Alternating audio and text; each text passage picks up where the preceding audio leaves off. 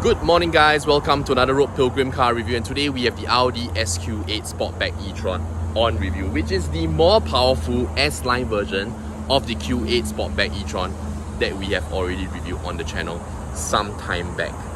So really exciting because this is like a performance SUV that's also family ready, and I'm all for these sorts of cars in Singapore.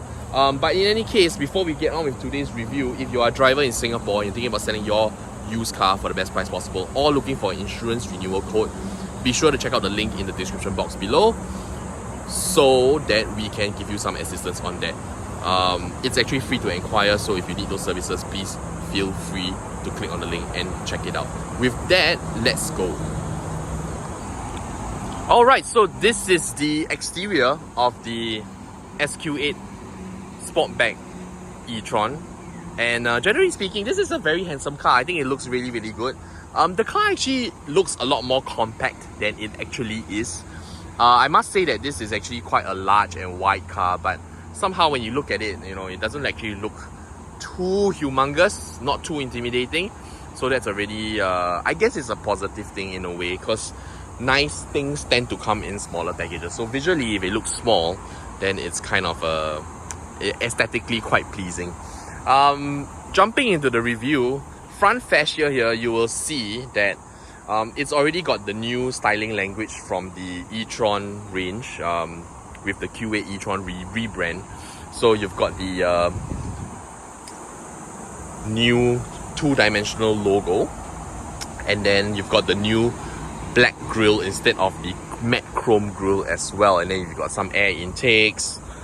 Generally, I think this car looks quite aggressive, but I mean, it's not overly done, it's still an EV. But you see, because the grille does have some perforation to it, there are some holes in it, it doesn't actually instantly strike you as an EV. And I know that there will be some people who will absolutely love this, because not everybody wants a blanked out grille just because they drive an EV.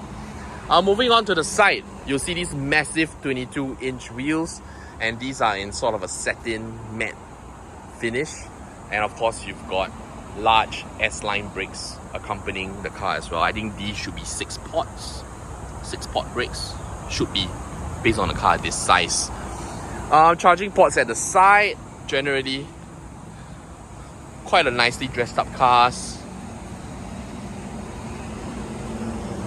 And then over to the rear. So in terms of the shape, if you compare this to the regular Q8 e-Tron or Sportback e-Tron, you won't see a lot of differences, but obviously this being an SQ8, there is an SQ8 badging here. Not entirely sure why there's a gap here. If somebody knows the answer, maybe you can put it in the comments, but I don't really know why the S and the Q8 are separate. I think it looks a bit unnatural, to be honest. A little bit like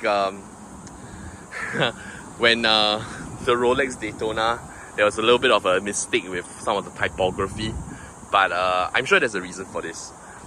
And then, to round off the exterior, two very cute little things. First of all is the this is the new branding language of Audi. They're going to put the model name on the B pillar of the car, so that's all well and good. And you've also gotten, or we see a return of the matte chrome side view mirrors. The car is a little bit dirty, I do apologize. It rained very heavily last night, and quite a lot of stuff fell on the car in terms of the car park space.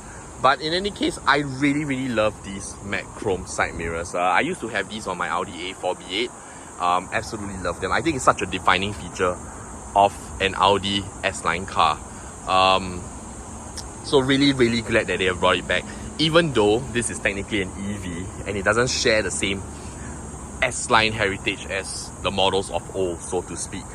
But enough about that. Let's go jump inside the car and check out the interior so that I can show you around the cabin of the car.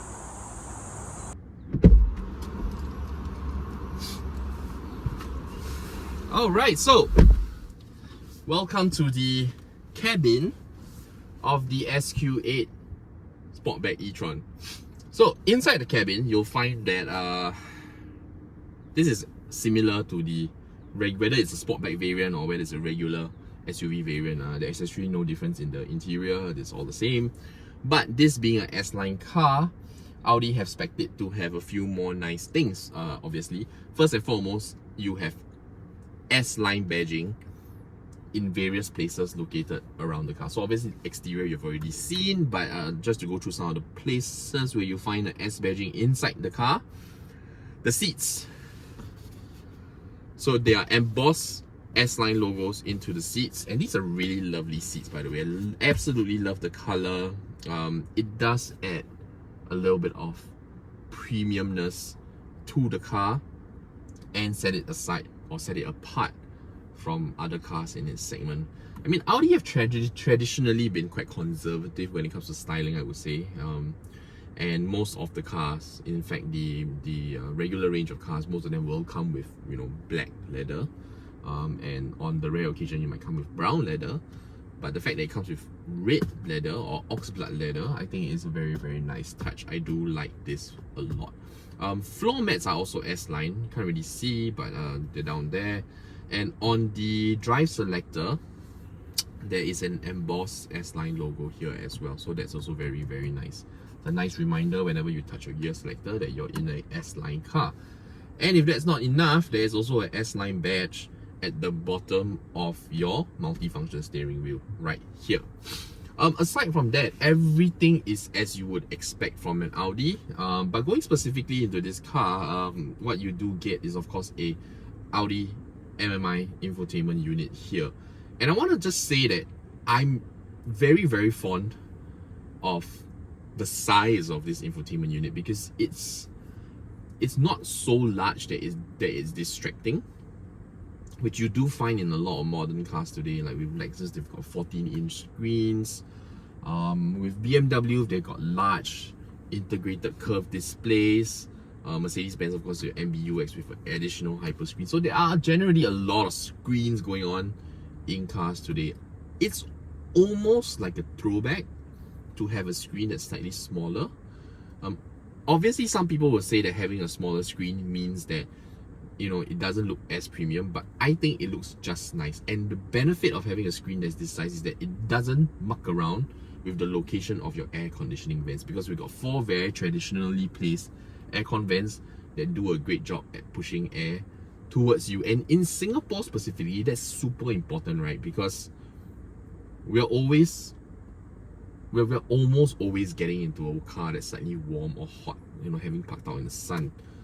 And the last thing you want is an aircon vent that doesn't really push the right amount of air at you, because you just need to cool down. So with the Audi vents, very simple, very traditional. I like them, no complaints whatsoever. I also love the screen. Below the main MMI screen is your temperature control or climate control screen. And this is, of course, this is touch screen. This is not a physical button. Obviously, there will be people who will complain about the amount of fingerprints it leaves, but leaving that aside, this is actually quite a clear and easy system to work with. Everything is right in front of you. The buttons do have a sort of a sound feedback, so you know that you have touched something or not.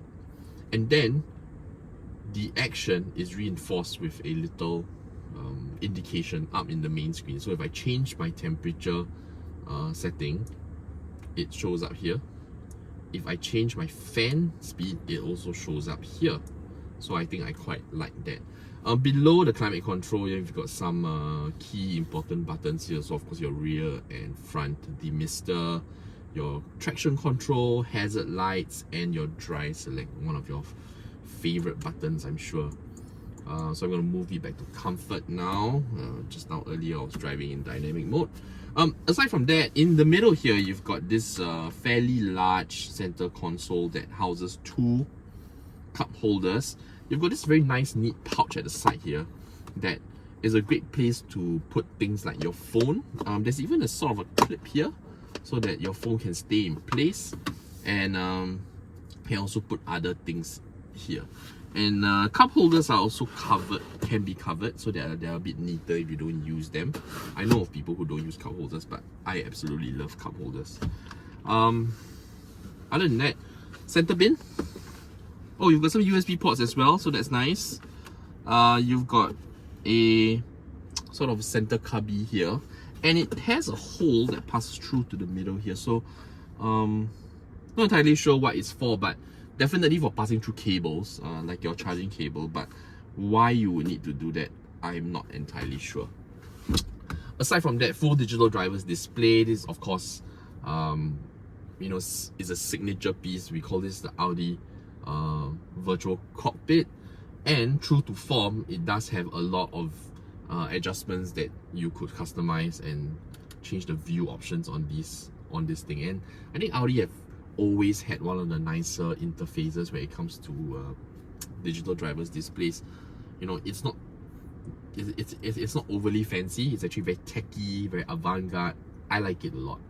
Not sure whether people feel the same way, but personally, I'm a huge fan of this. In an Audi EV, if you haven't seen this before, there is actually a separate menu that you can get, or separate view that you can get that you can't get on the petrol versions, where it's sort of like a central dial, and because you don't have RPMs, right, so it just shows you your power usage at the moment along with your charge rates when you step on the brakes. So all that's very cool. Controllable through a multifunction steering wheel. There are different settings for your regenerative braking that can be adjusted through the pedal shifters here. There is quite a good varying degree of difference between each step of regenerative braking, so that's something that you can look forward to when you're driving the car as well. Like meaning when you press the button, there is a huge difference, okay? Like from one setting to another, so you can really kind of feel you know, in some cars, different settings just kind of feel it's kind of the same. So with this car, there is a pronounced difference. Personally, I like to drive with almost no regenerative braking because I like the car to coast and the car to glide. Heads-up display, mark of a premium car. I like that. And generally speaking, being an Audi, this is supremely well built. The door, for example, it's one of the most solid doors. It's excellent. Insulation in the car is excellent. Build quality is excellent. Definitely no complaints there. But the question is the build quality just as good in the rear? Let's go check it out.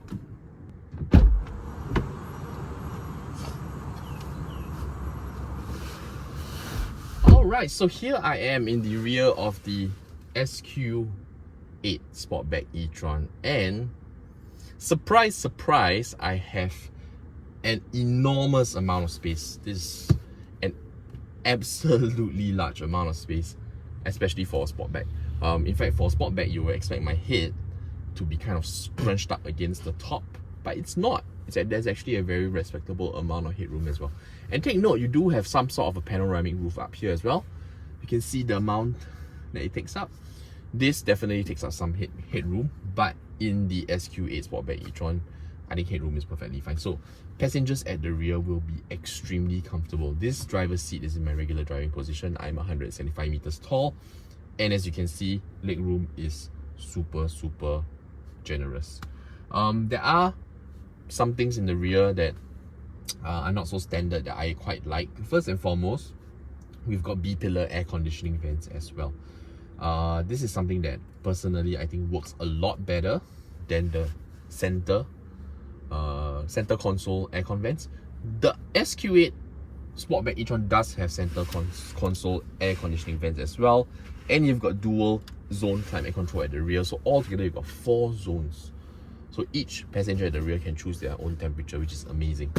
Another mark of a premium luxury car. But that being said, now you've got B-pillar aircons as well, which I think work excellent. So if you're like me and you don't really like the aircon vent to be blowing at your knee, you'll probably be a lot more reliant on the B-pillar aircon vents. You've got nettings at the back here, quite traditional. Reminds me of the Audi A4 B8 generation of cars. Actually, it looks quite similar. B8 or C7, that generation of cars. But aside from that, B-pillar aircons, excellent. Another thing that I really like, built-in blinds. So these are a real lifesaver if you have kids and you're ferrying kids around the back, especially if you've got an infant who's sleeping in a rearward-facing child seat. These blinds will come in really useful, and I think it does kind of add a touch of premiumness as well. I've ever tried to experiment with those magnetic stick-on blinds in the rear, but you know, it's just kind of finicky. And if you go into Malaysia and you go into the checkpoint, go through the checkpoint, you kind of have to remove those and store them in the back, and after you have to find a spot to kind of reinstall them. But with the built-in ones, your mirrors or your windows operate independently of the blinds, so it's not affected, and you can always take them down. So it's a really easy fix as you're heading through the checkpoint and then heading out again. So I think huge plus points for this, and I think generally the SQ8 is a very family-ready car equipped with ISOFIX points, so you can install any variant of child seat that uses ISOFIX point. There are USB ports at the back as well, so that your teenagers will be entertained on long trips. No complaints whatsoever. But that being said, now let's jump back into the driver's seat, take the car for a drive, and see how it performs on the roads in Singapore. Let's go. Alright guys, so now we are up on the roads in the SQ8 Sportback e-Tron, and the first thing that you need to know about the SQ8 e-Tron is that obviously this is a quicker version of the regular Q8 Sportback e-Tron. In terms of the shape, as you know, as we shared earlier, it's more or less the same. I mean, there are obviously some aesthetic upgrades done to the car in terms of the wheels, the badging, but actually in terms of the interior, it's more or less the same, and in terms of the overall shape, it's also about the same. Obviously this is more powerful. This has 3 electric motors attached to the car, so this isn't like a dual electric motor car, this is a triple electric motor car. So I believe it is 1 at the front and 2 at the back. So in a sense, in terms of power output, this is definitely quite a powerful car. In fact, it has almost 500 horsepower and more than 950 Newton meters of torque. I think it's 972 Newton meters of torque, which is an epic amount. So off the line, tons of shove in this car, and really sprightly drive. But that being said, you also do have to consider that this is quite a heavy car as well. So 0 to 100 is 4.5 seconds, which is obviously not super car quick, but for a large size family SUV, this definitely is one of the quicker ones that we have on the market right now. One thing to note, however, is that although the stated range of the SQ8 e-Tron is in the 470 kilometer range, thereabouts, that's the listed amount, real world range does vary quite a little bit depending on how you're gonna drive this car, because if you're driving it like a normal civilian car and you're going at about, say you're averaging like say 70-80 kilometers on the expressway, then sure, you are going to get quite a decent amount of efficiency. In fact, on slightly longer drives, more relaxed and slow drives, I have managed to bring the consumption values down to about 20 kilowatt hours per 100 kilometers, which is actually quite respectable for a car like that. But if you're just driving around town with a bit more acceleration, and if you're a bit heavy footed as well, this number does go up quite a little bit. In fact, it goes up to maybe about 35-37 kilowatt hours per 100 kilometers. So put it very simply, if you are going to gun this car a lot, I don't think it's very realistic to expect the real world range to even exceed 400 kilometers. So I think you're likely going to get about 300 plus kilometers out of this car, especially if you are going to make full use of this car's power. So right now I'm driving around in comfort mode, and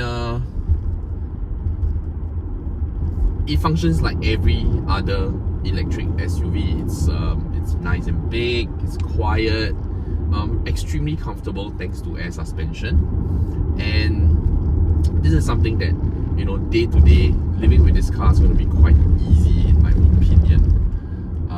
If you change the drive modes in the SQ8 Sportback e-Tron, then of course suspension does adjust as well according to your drive settings. So it does raise or lower depending on what you need, and there are quite a lot of drive modes available on this car. But let me just get off onto a smaller road here, then I'm going to put the car in dynamic to show you how quick the car can be.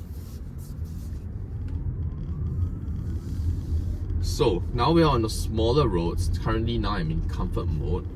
Drive select is easily accessible here, right down here. It's got all road, efficiency, comfort, off-road. I'm going to put the car into dynamic, which essentially stiffens up the suspension a little bit, I guess.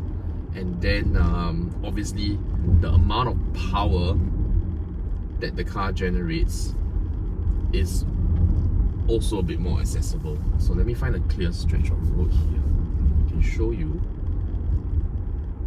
So we've got some clear bits of road here. I'm going to slow down the car to almost a stop. And then we're going to gun it. So ready and...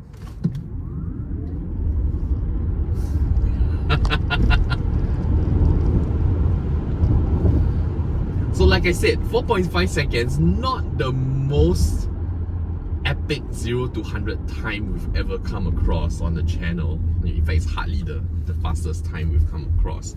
But the amount of torque that's generated to move a large car like this is just epic, and it's just so enjoyable. That being said, if you compare this to, or if you kind of view this holistically, if you weigh two facets here, one facet being having a lot of fun and gunning the car often versus your real world range, it becomes a bit of a trade-off naturally. And I think if you're after speed, pure speed, I think you might be better off looking at something like the e-Tron GT instead, because other than the headroom and the sort of more spacious cabin in a sense, the cars are still able to carry the same amount of people. They're both really quick, but I think the e-Tron GT would allow, just being a slightly lighter car, would allow a little bit more efficiency to be experienced in real world. And with that said, to a certain extent, I think that people who are looking for a luxury EV, especially in this ballpark, you would probably do just as well to get a regular spec Q8 e-Tron Sportback or Q8 Sportback e-Tron, because that is still a decently quick car with a very sprightly amount of torque, but in its stock form probably has quite a little bit more comfort because of the smaller tires, or tires with a bit more rubber. These are 22 inches and actually they're perfectly comfortable, but in its stiffened mode you do feel the surface of the road a little bit more. So if you go over some imperfections, you do feel the car a little bit more jumpy in a sense, but that being said, also a lot more firm in the corners. But like I said, Q8 Sportback e-Tron regular spec car will probably be a lot more comfortable. In fact, I think in some of my other reviews, I have stated the Q8 Sportback e-Tron is probably the most comfortable car I've driven in recent times. And it's still adequately fast for Singapore roads. So I think the SQ8 Sportback e-Tron is really gonna sort of cater to a slightly more niche market, where it's really about people who want the whole package, so to speak. But in any case, all that said, the SQ8 Sportback e-Tron is still a very impressive car to look at. And if your budget permits it, there's really no complaints with this car. Maybe only the fact that the range suffers quite a little bit if you were to gun this car on a regular basis. But other than that, you know, for a car that's this size, and this is a very broad car actually. It's actually surprisingly easy to drive as well. Around town, around smaller car parks. Yeah, yesterday we were doing some filming with this car in a multi-story car park, and I expected the entire thing to feel a little bit more tight, but it was actually quite easy to maneuver the car around the car park as well. So let me just reverse here.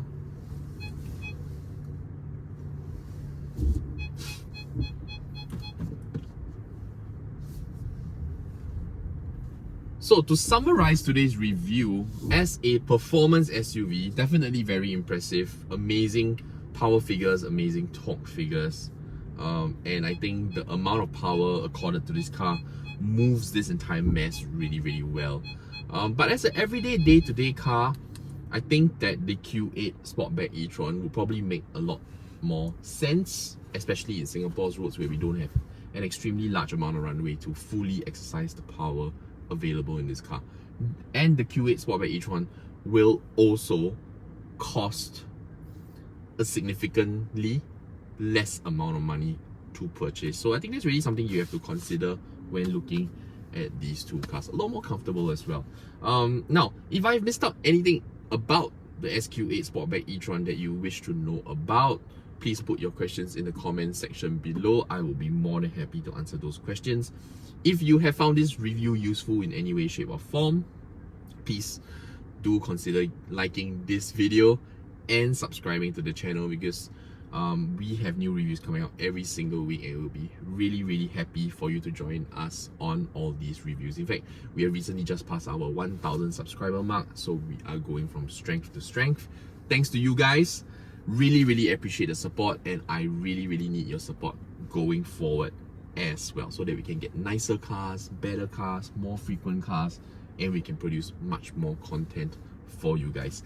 Now, before we part ways again, if you're a driver in Singapore and you're looking to sell your car for the best price possible or consign it for the best price possible, or if you're just simply looking for insurance renewal because it is that time of the year, be sure to check out the link in the description box below.